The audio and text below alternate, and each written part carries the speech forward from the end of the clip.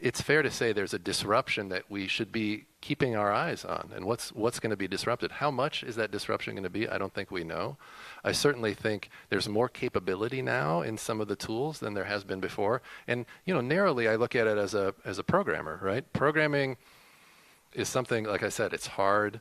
And now you get a lot more assistance from these tools than you used to. It's kind of amazing, actually, some of the code that can get spit out by these things. But by no means is somebody like, you know what, we don't need people anymore. Let's just throw the tools at it and it solves all programming problems. Since the pandemic, there's been a lot of strangeness in the economy, right? Supply chain, uncertainty. And so I think certainly the rise of AI/ML is a big thing, and I think we're seeing it transform a lot of things. I was super happy to see that the school here is looking at AI for reading tutoring. That sounds amazing.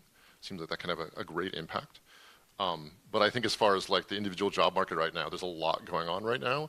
I think the business environment is very complicated. And so I wouldn't point, there's a lot to think about there in terms of cause and effect. The job market does feel a little bit fragile, but there's a lot of things going on in place, especially with the amount of compute you need, the amount of infra you need, the amount of GPUs you need. That money does need to come from somewhere. And it's not coming out of thin air. So which means companies are thinking very hard about, how much hiring they want to do, make sure that they can procure all of this compute, but at the same time also justify to, the investors that you're also getting returns on these kind of things.